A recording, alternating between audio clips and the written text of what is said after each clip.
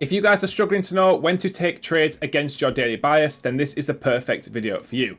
Today I took a short position, a very small winning trade against the high time frame bias. As you can see on the higher time frame, we are pumping up very, very strongly here, and I managed to catch a short in this move up. So I'm going to break down how, why it was a valid trade to take, and the signs you can look for to make it okay to trade against your daily bias. So if we look here at the 4 hour time frame to start with, we are trending up massively, and if you go all the way over to the left, you can see we're displacing strongly through these 4 hour fair value gaps, which are acting as a liquidity void to come up and fill all of this gap, which is what price is doing right now. So my bias on the higher time frame was bullish. I said on stream very early on that it will take a very A plus setup for me to want to short today, and that's exactly what we got. So I'm also going to break down the entirety of today's price action as well as the short I took. So coming into the session, if we just go back to 9:30, I was obviously bullish. We had two sets of data highs, right? We had a data high over here, and we also had a data high over here. And these are just random spikes from war news. So there's so much volatility and so many orders in these wicks. So I wanted to see both these buy side targets get swept. Unfortunately, we did not get a good setup to these whatsoever.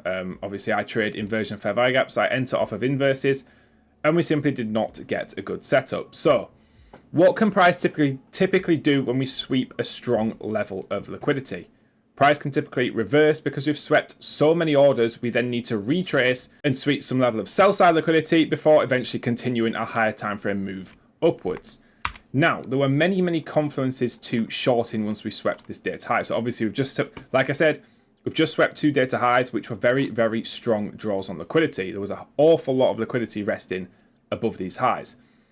On top of this, if you look at, for example, the 15-minute time frame, we have some structure here. So we have not just came up, swept a level of buy side, and then we're trying to predict a reversal. We have nice structure here on the lower time frame. As you can see, we're not just pumping straight up anymore like we have been, for example, trying to short up here is very different, because we've not just pumped up basically. Like you can see here, we're just pumping up, then you're trying to catch a reversal. No, we've got structure, we've got internal liquidity, as you can see right here, and we have more confidence for a short. The second reason for this is if you actually look here, we're not just inside this massive 4 hour fair value gap anymore. We are actually inside of this 4 hour BPR. So if you mark out over this fair value gap and this fair value gap where they overlap, this is a 4 hour balanced price range. So it's just two overlap fair value gaps, a very strong area of rejection. Now, this area is absolutely irrelevant until we see price start to respect this area. Now, what did price do initially when we came up to this with strong momentum? We respected this area perfectly. Then what did we do? We manipulated back above this high. So this was a very nice bearish sign when we reacted from this manipulation leg. On top of this, we have a lot of trendline liquidity engineered below from pre-market, and also, yeah, from mainly pre-market here. We had a lot of trendline liquidity resting below. Had we not have had a strong draw below, this would not have been a great trade to take, but we had a really nice draw resting below. Now, if we look on the 2-minute time frame, you can see as we swept this data high, we put in this 2-minute fair value gap. And I said on stream, I want to see a really strong candle close through this 2-minute gap. And this was the candle that we got there. So that was the candle that we got. Super strong momentum. And a lot of people I saw in my Discord faded this trade because of the candle close. But this is a really good candle close. When you're not certain about the bias, this is exactly what you want to see. As you can see, we've still got all this trend line liquidity intact. It's not like we're tapping the trend line yet. So you can still go to break even when we hit the trend line. And you have a 2R to the bottom of the trend line. So this is still a great trade to take.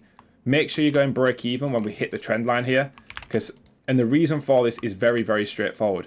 When price starts to run this trend line, so when price gets this trend line, we start to displace through this trend line. We should not stall. Price should blast through this, run all these orders resting below the trend line liquidity, and it should run to your take profit.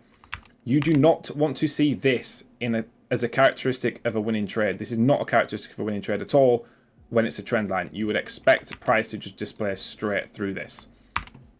Now, you would enter obviously on the 2-minute candle close, and we got a huge candle here, an absolutely huge candle. In live time, this was super quick.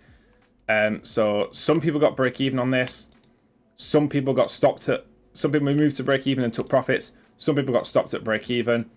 Like I said just previously, you should not be taking a loss on this trade because you have to go break even when we start running this trend line liquidity. And as you can see, price continued higher, and then we continued our bullish move. Some people took profits on this in the stream. I personally did not take a full 1 hour because we came back too quickly. It was a very small winner for me. I just trailed my stop a little bit. Had I been quicker, I should have scaled most here. But you guys, if you watch this in live time, you will understand how truly quick this candle was. The only thing for me to journal is that I should have had buy limits here, making sure I do scale at 1 hour, because that is a rule of mine. I should have had buy limits for situations like this, which happen very rarely, but this was actually Iran news that moved the market this quickly. You can see we just dumped, then we came straight back up afterwards. And yeah, that was definitely trade of the day, and that is why this is one condition on where you can trade against the higher time frame draw. When we have a strong draw below, we're delivering from a very key level, which was the 4-hour BPR, and we have a super strong reaction after sweeping that major level of buy side, as you can see right here with this strong momentum close. In terms of the rest of the day, I was looking for continuation longs after this, and if you look at the 15-minute, for example, we literally just pumped straight up, so we got absolutely nothing. And if you come out of repo mode here, you can tell that we're just pumping up to all these external buy side targets above, and it looks to me like we're heading to all-time highs, but we will see. Again, very good day inside the Discord. If you want to get involved, check out one of the top links in the description. Join the Discord for completely free, and check out the potential of trading live with me every single day. If you want more free education on a weekly basis, make sure to subscribe to this YouTube channel, and I'll see all of you guys in the next one, and best of luck trading.